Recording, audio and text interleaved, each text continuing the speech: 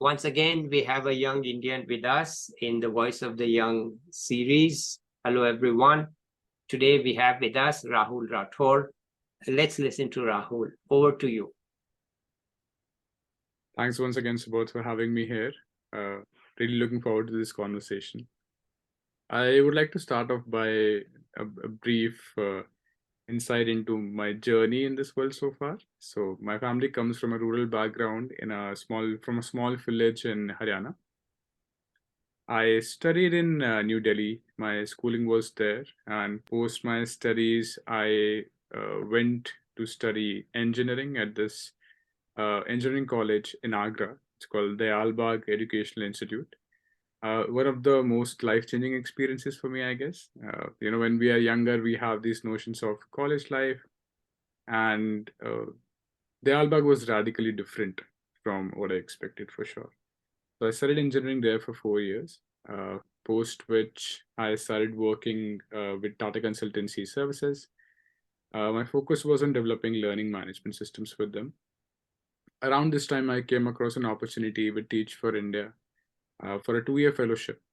And growing up, I had seen a significant difference that, education makes on the opportunity that one has. A very stark contrast between the opportunities I had growing up in New Delhi and what my cousins back in the village had. So education was something that definitely was close to my heart, and I wanted to understand more.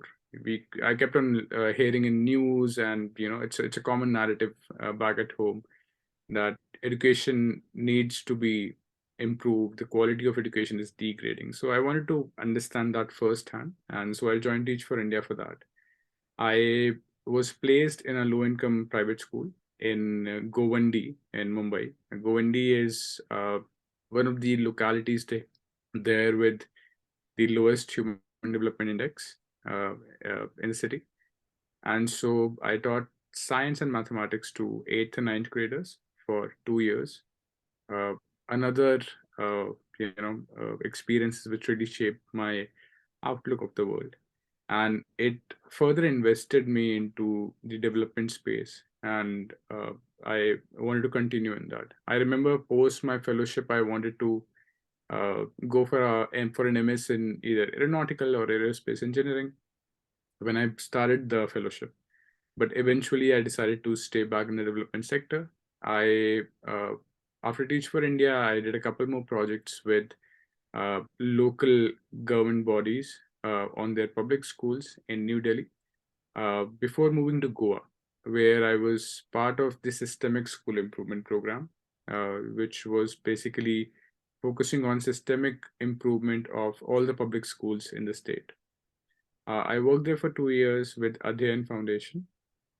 uh, Brilliant work they're doing there. Now they're also in multiple states like Nagaland uh, and Karnataka as well.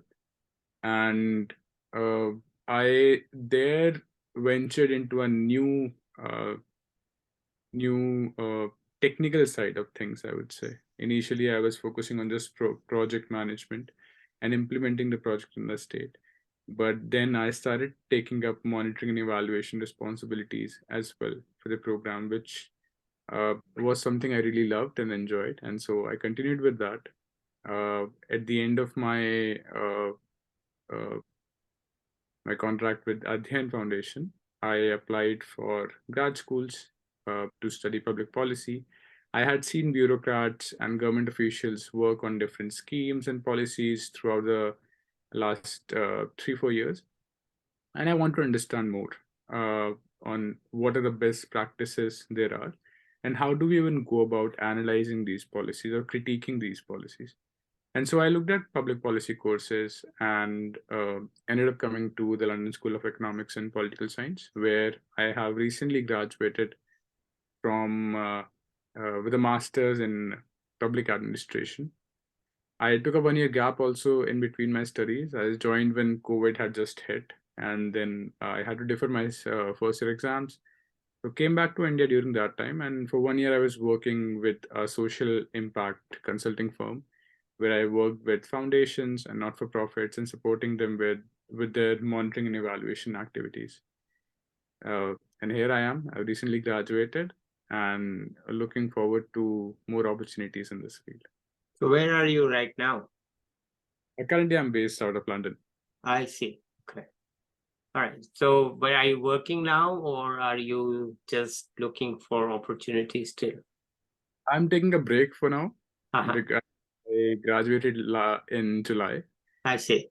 I'm taking a few months break Uh-huh. alongside looking for opportunities. Uh-huh. And yeah, that's where I am. And what's the future? Nobody knows, I guess. Okay. Fair enough.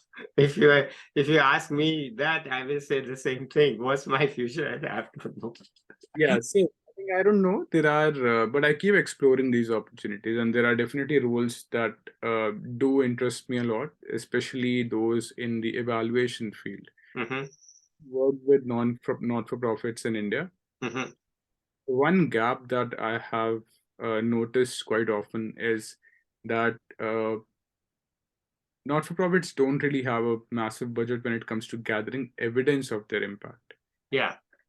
So that evidence is usually not very rigorous. Yeah. For most, it stops at just access numbers Yeah. and more dependent on the narratives there are, Yeah. but irrefutable evidence of Yeah. impact. Yeah. The evaluations cost money for sure. Yeah. Not everyone can afford to run RCTs, randomized controlled trials, because it costs money, and also technical expertise is something that not every NGO is able to attract. Yeah. That gap is something I would definitely like to work towards. We have in the recent years also seen a lot of impact investing come up, not just in India, but all over the globe in the development space. Yeah.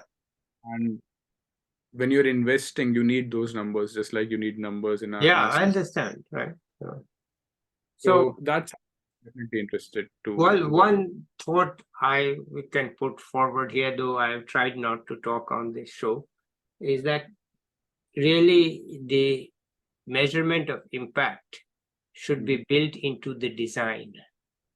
Absolutely. Okay. It should not be what is happening now is that it's a post facto evaluation. But the design should include data collection, whether the data is quantitative or qualitative. That should be in the design, and there should be a midterm evaluation of the impact, right? Not just of the project implementation, but there should be a midterm evaluation for what it's worth, because it's not worth too much, because you get the impact later on. But that impact evaluation shouldn't have to wait for people to come and look at the project and understand it and then set up the impact. I think if we begin to think, how can we put it into the system, into the design, then I think it will be better, because the whole idea of RCTs is that it's independent. Okay, it's done, and fine, RCTs are good, but you can't wait 3 years to do a project at times. And RCTs take time and are costly, and if you're going to do a project which has to be done in a timely fashion, then there must be something built in which it gives you a sense of the impact, and so that you can even correct the project. Oh, absolutely. Design.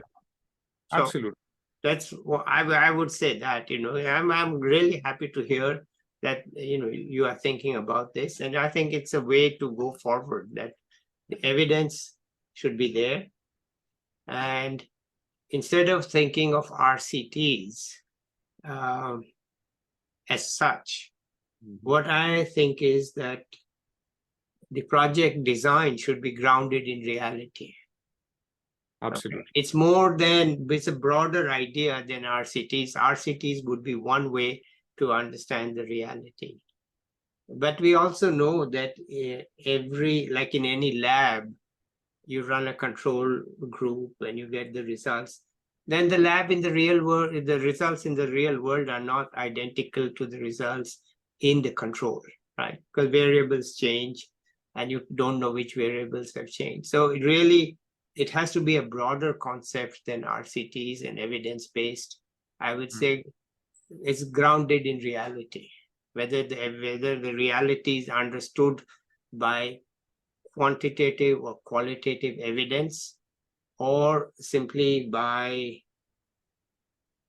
some other method. It has to be grounded in reality. It cannot be externally determined. It has to, and in a sense, what that means is it has to be a little bit more local than. Completely. I think the word you use also for your approach in the interviews, which is participatory, is something Yeah, I think built into these evaluations as well. And yeah, RCT, it's definitely not a silver bullet for yeah. finding. Okay. Anyway, let me not talk. Let's hear from you. What else is going on with you? I think just to add to that point also, you touched upon a very important, fundamental need to ask the right questions from the donor's side. Because in any development project, I believe that where the money comes from ends up deciding where it's being spent on for sure. Yeah, As you put it, the evaluations and this thought that we need to not just measure impact at the end of the project, but also built in mechanisms to continue learning from data as we go ahead, yeah, is something that definitely needs a new approach. It is there for sure, but it needs to be more widespread for sure. And it's something that it's not a requirement for just the funders, which more majority of organizations have to do today. There is an annual report which goes out, but the content of that annual report is something that can definitely be refined more, and better standards could be agreed upon by the sector for what constitutes an evidence, and also understand that see evidence of a certain quality does require so many resources. So just yeah, saying that I have quality resources or high quality evidence without providing them the support yeah. does not really serve any purpose. No, agree. Okay.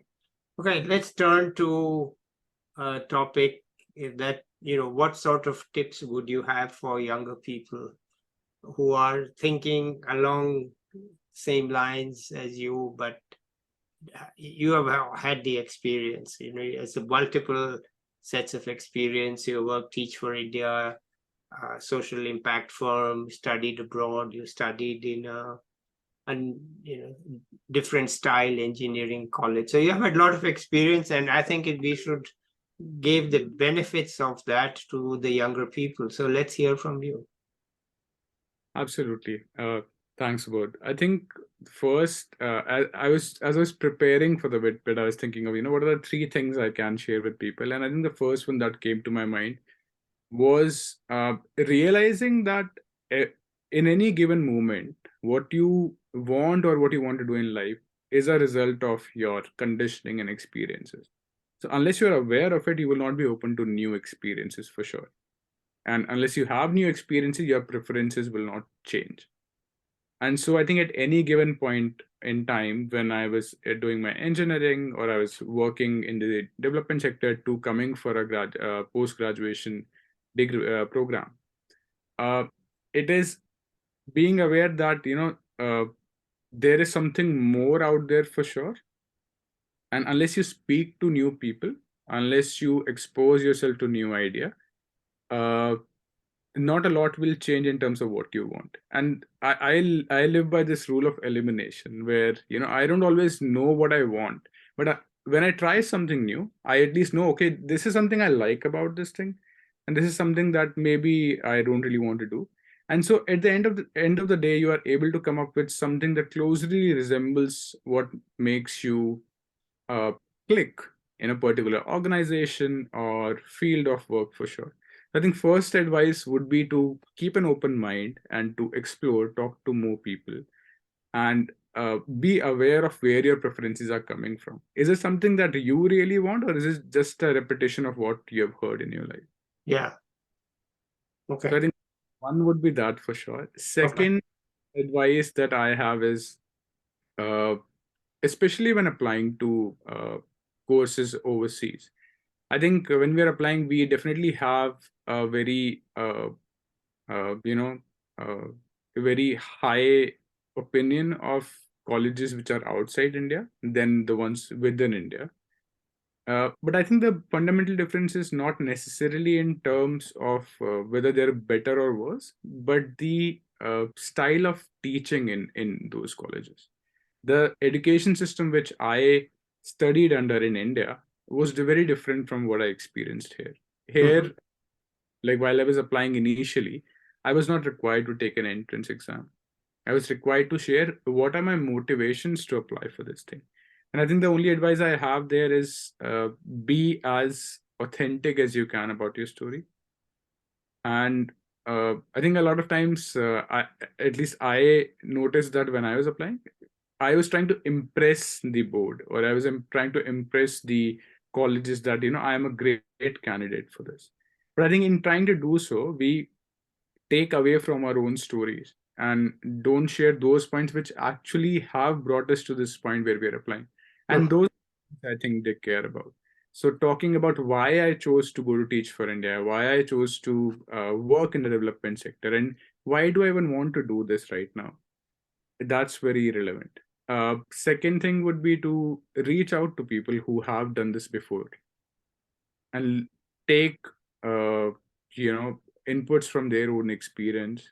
Have people give feedback on your statement of purpose, uh, feedback on your CVs that you're submitting, and I think that goes a long way. And in do all this with kindness for yourself. I think it's very easy to get trapped in that cycle of being too critical of yourself times. When you have rejections from colleges, rejections from different opportunities, we start feeling, and this world is designed that way for us to be self-critical, for us to feel that, okay, there's something missing, so that we go out and try to fill that. But be kind to yourself, be kind to those around you. And I think by being kind, by being aware, this social space back home, that we're people who are at least motivated about it and passionate about it, we can come up with new ideas, we can come up with new solutions. And I think, as you pointed out earlier in the conversation also, we don't necessarily need to copy what has worked in the West or some other place and do the same thing here. There can be original ideas as long as we're willing to listen to people on the ground, people who have witnessed that, and people who have been there for longer than us, who have just shown up that we want to work on this. So yeah, I think these are broad. Those are great points. I'm so glad that you made them. I hope somebody will benefit from them. Okay, anything else you want to add at this point? No. No? Good. All right, okay. And then let's end this here. Okay, let's end this here. And maybe we'll catch up with you in 1 year to see which side you settled on, or you're still on a long break. Short break, long break, whatever you got. And we'll see what you have to offer, share with us at that time. So let's say bye to the viewers now. And I'll be back with another young person or an expert soon. Okay, bye-bye, everybody. Well, thanks. Bye.